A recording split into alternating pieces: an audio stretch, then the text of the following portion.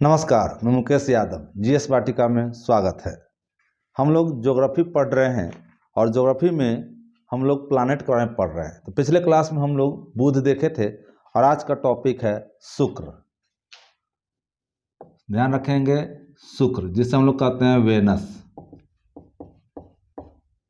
ठीक है, तो शुक्र के बारे में आज हम लोग देखेंगे कि सबसे पहले यह शुक्र जो है दूरी के अनुसार कैमा ग्रह है। तो आप देखिएगा, यह दूरी के अनुसार दूसरा ग्रह है। ध्यान रखेंगे कि पहला कौन है, बुध, और दूसरा है शुक्र। तो एक तो आपने यह देखा दूरी के अनुसार, उसका नंबर 2 पॉइंट। तो सूरज जो से दूरी के अनुसार शुक्र कैमा ग्रह है, तो दूसरा ग्रह है। उसके बाद आकार के अनुसार आप देखेंगे कि आकार के अनुसार तो सबसे बड़ा, उसके बाद यह सबसे बड़ा जो है वो बृहस्पति है, उसके बाद शनि, तब है अरुण, वरुण, उसके बाद आप देखेंगे पृथ्वी, उसके बाद यह शुक्र। तो आप देखिए कितना नंबर हो गया, 1 2 3 4 5 6।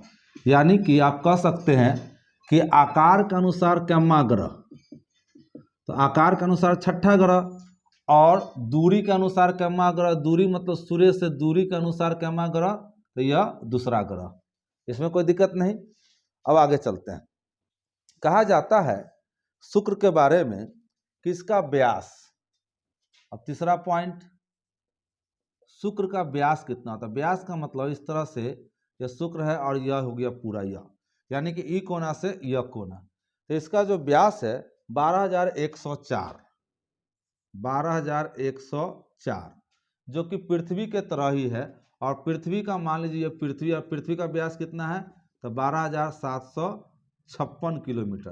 तो आप देख लीजिए इन दोनों में अंतर कितना है।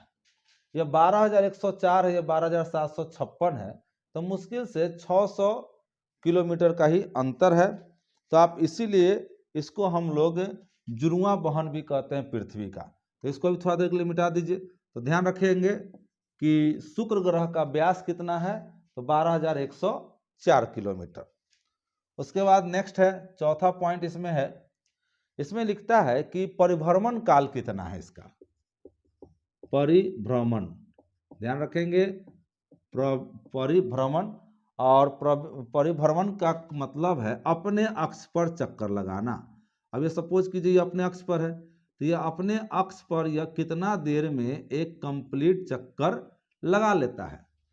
तो इसका परिभ्रमण काल जो है 243 दिन। ये बहुत इंपॉर्टेंट है, ध्यान रखेंगे, 243 दिन।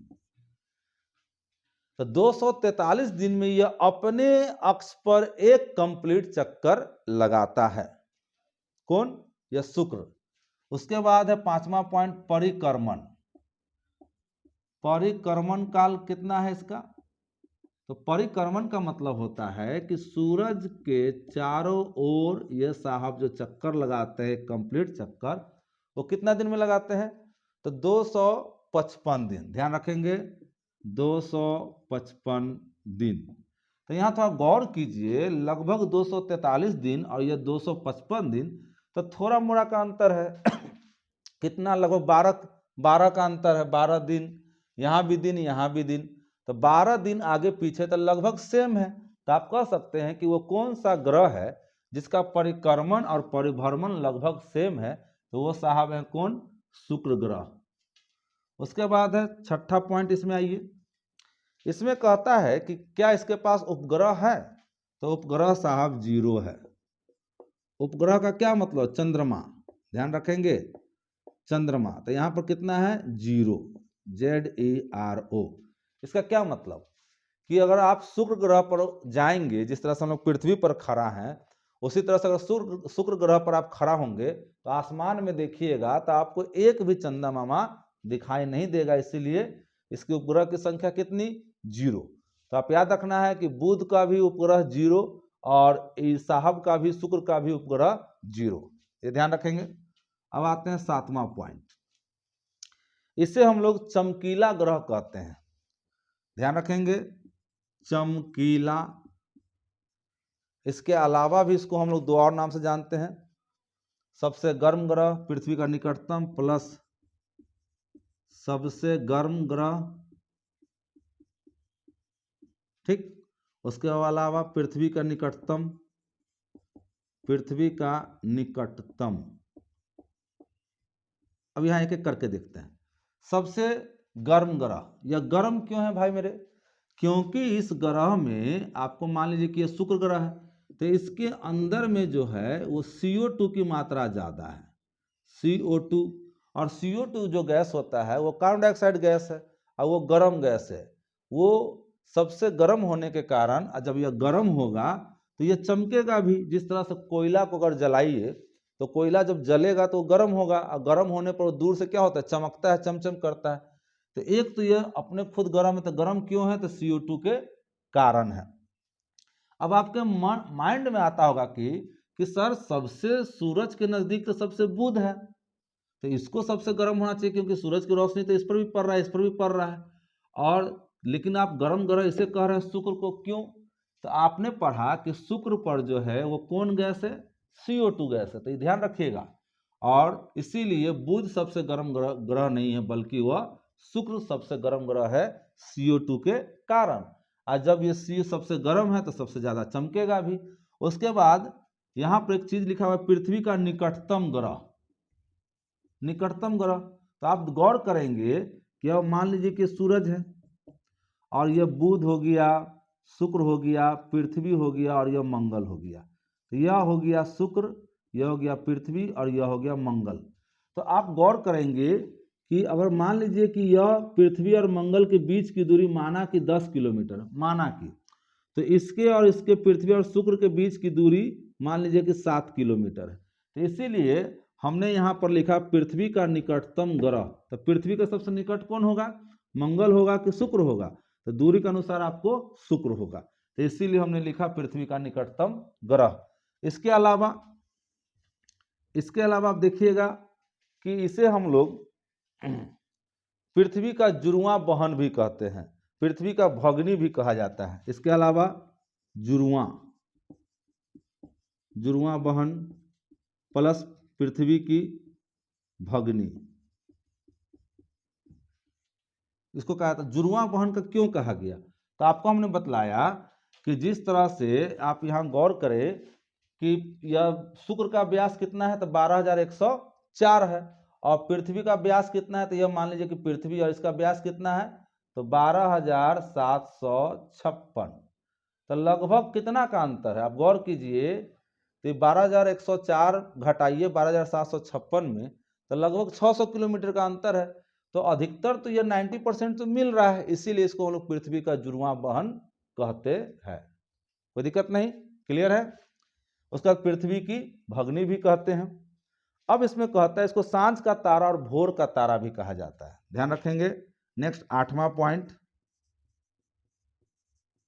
सांझ का तारा प्लस भोर का तारा, मतलब सांझ को भी यह दिखाई देता है। सांझ मतलब क्या? शाम, शाम के समय में भी यह दिखाई देता है, और सुबह में, भोर का मतलब एकदम सुबह में भी यह दिखाई देता है, क्योंकि यह शाम में पश्चिम दिशा में और सुबह में पूरब दिशा में। ध्यान रखिएगा, ये शाम में किधर दिखाई देता है? पश्चिम में, और सुबह में कहाँ दिखाई देता है? तो यहाँ पर लिखा गया है शाम में पश्चिम दिशा में और सुबह में पूरब दिशा में। और सुबह में कहाँ दिखाई देता है? पूरब दिशा में, ध्यान रखेंगे। तो शाम में पश्चिम और भोर में पूरब दिशा में यह दिखाई देता है। तो इस तरह से इसको हम लोग सांझ का तारा, भोर का तारा कहते हैं। इसके अलावा यह जो है और सभी ग्रह जो है वो आपको अपने अक्ष पर पश्चिम से पूरब चक्कर लगाता है, पश्चिम से पूरब, ध्यान रखेंगे। 9वां पॉइंट, इसे हम लोग कौन सा ग्रह कहते हैं? तो आप यहां गौर करेंगे, विपरीत दक्षिणावर्त, क्लॉकवाइज चक्रण, क्लॉकवाइज चक्रण, मतलब यह अपने अक्ष पर जो है, यह जो है अपने अक्ष पर आपको पूरब से पश्चिम चक्कर लगाता है। ध्यान रखिएगा, इस तरह से पूरब से पश्चिम, पूरब से पश्चिम चक्कर लगाता है। और सिर्फ 8 वो ग्रह में से यही एक, बाकी जितने ग्रह हैं इनको छोड़कर, शुक्र को छोड़कर जितने भी ग्रह हैं वो सब पश्चिम से पूरब चक्कर लगाते हैं। और अगर मान लीजिए ये पृथ्वी है, ये समझिए अर्थ है, तो यह अपने अक्ष पर ऐसे, मतलब आप देखेंगे कि इस तरह से पश्चिम से पूरब चक्कर लगाता है। ये लोग पश्चिम से, ये जो बाकी जितना है वो सभी पश्चिम से पूरब, पश्चिम से पूर्व। ये ध्यान रखेंगे, जितने भी ग्रह हैं शुक्र को छोड़कर बाकी सब ग्रह पश्चिम से पूरब चक्कर लगाता है। अब सूरज भी देख लीजिए अपने अक्ष पर पूरब से पश्चिम, इसीलिए हम लोग के धरती पर सूरज उगता है पूरब में और डूबता है पश्चिम में। लेकिन यहाँ देख लीजिए, इसको शुक्र को देख लीजिए, यह शुक्र का सूरज कहाँ उगेगा, तो आप ध्यान रखिएगा, आपको पश्चिम में उगेगा और डूबेगा आपको पूरब में। तो उसी तरह से ये दक्षिणावर्त, यानी कि इसको आप कह सकते हैं क्लॉकवाइज। तो इस तरह से आपने ये 9वां पॉइंट देखा, किसके बारे में, शुक्र के बारे में। तो इस तरह से हमने शुक्र के बारे में जानकारी पढ़ी। अब उससे आगे देखते हैं,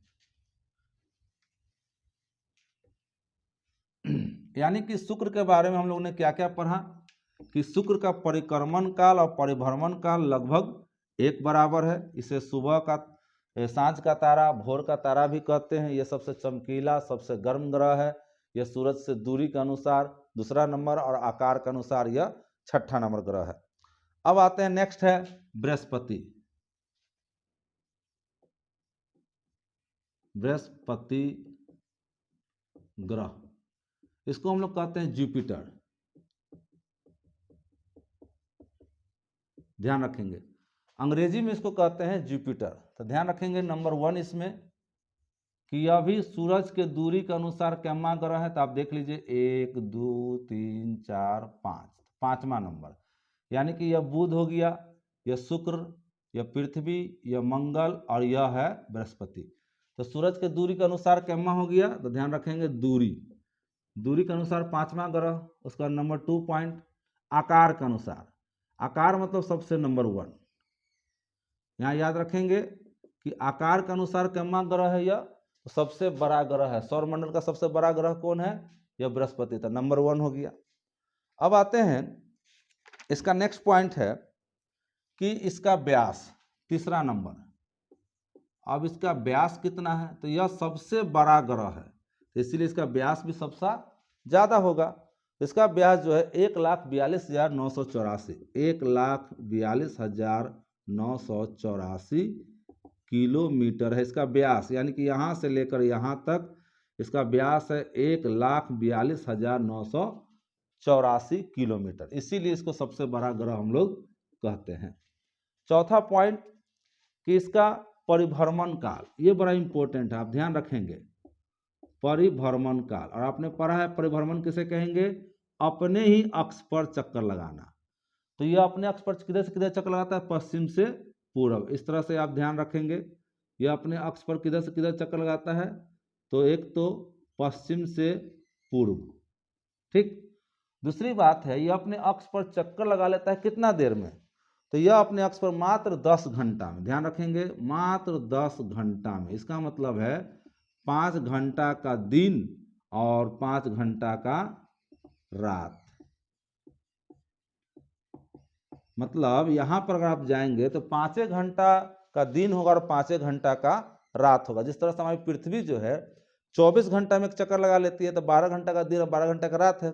लेकिन यह जो है सिर्फ 10 घंटा में अपने अक्ष पर चक्कर लगा लेता है। इसीलिए सवाल पूछता है कि सौर मंडल का सबसे कम समय में अपने अक्ष पर चक्कर लगाने वाला ग्रह कौन है, तो आप बोलेंगे बृहस्पति ग्रह, ठीक है।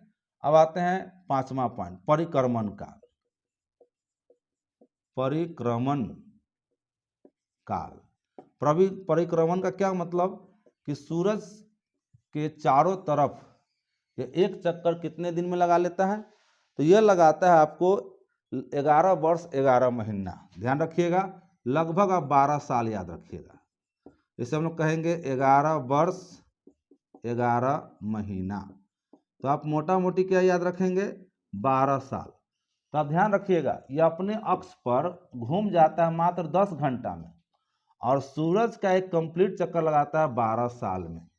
यानी कि हम लोग के यहाँ 12 साल बीत जाएगा तब जाकर यह बृहस्पति जो है सूरज का एक चक्कर यह लगा पाएंगे, जिसे कहा गया परिक्रमण।